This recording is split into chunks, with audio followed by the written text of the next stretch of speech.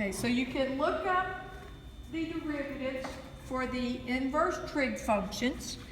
And for this, I'm just going to list the one for inverse tangent. By the way, this inverse tangent of x is not 1 over tangent of x. It's something else. Maybe I need to talk about what it is. But I have y equals inverse tangent of x. The derivative of this is 1 over 1 plus x squared. Or you could write that 1 over x squared plus 1. Either way. So you'll become familiar with just kind of recognizing that both ways. So I'm looking at that, and let's kind of flip this around and do some integrals. So I'm going to start from this guy right here. So for the integrals, I'll put them on this column. So I had a column with derivatives.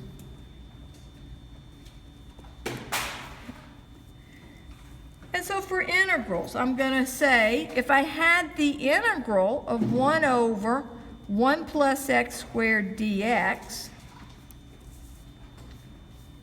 then it's your job to recognize, okay, that is the derivative of inverse tangent. Arctangent is the same thing. I'm going to put the plus c because really I could have had something like this. Suppose that y was the inverse tangent of x, and then I had plus 10 hanging out there on the side.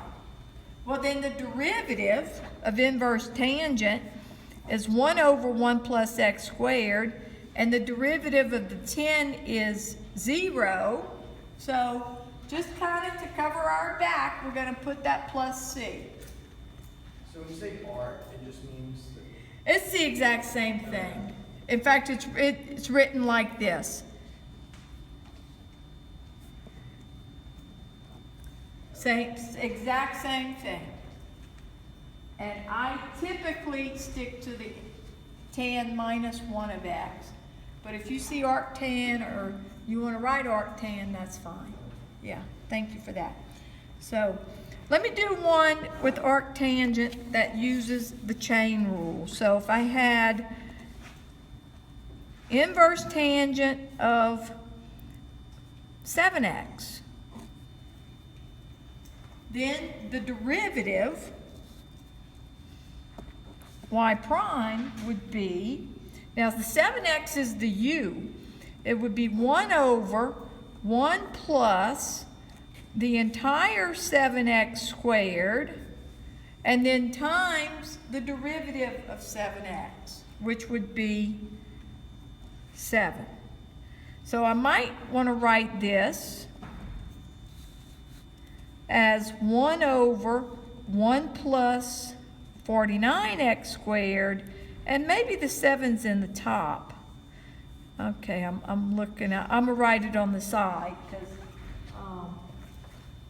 but you know, it could be 7 over 1 plus 49x squared.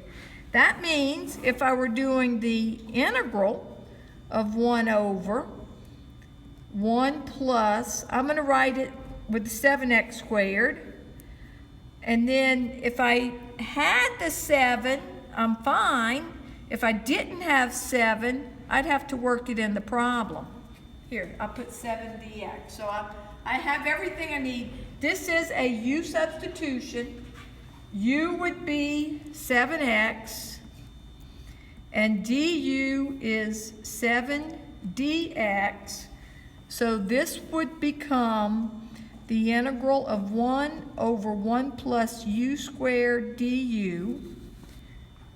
That antiderivative, or that would be the derivative of inverse tangent.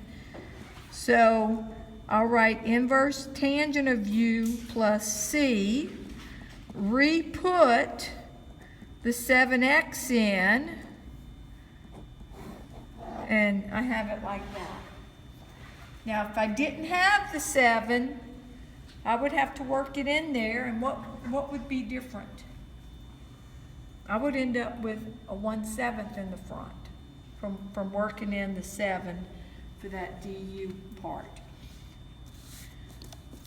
Let's see, let me back up a little bit to some of, how about the sine? This one we've seen in class a lot. So if the derivative of sine is cosine, that means the integral of cosine x dx would be sine.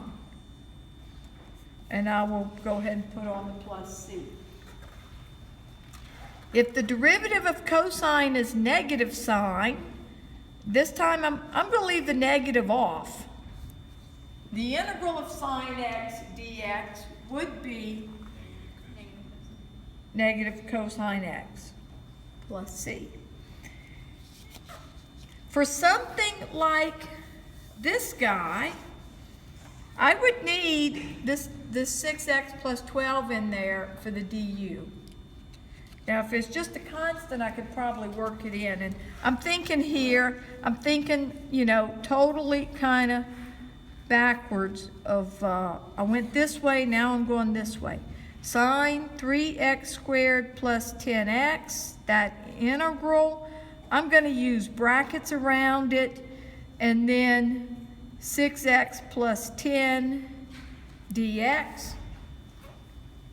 I did not put the negative sign, but I would have to remember, okay, if I'm doing the integral of sine u, and there's the du. All of this is, that's my u, all of that's du. So,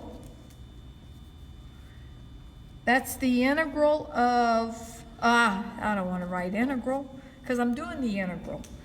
The antiderivative of sine is negative cosine, and negative cosine u, du disappears. And so I get that for the answer.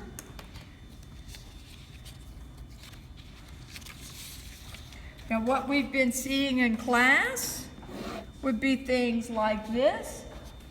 If I know the derivative of tangent x is secant squared x, then the integral of secant squared x is going to be tangent x.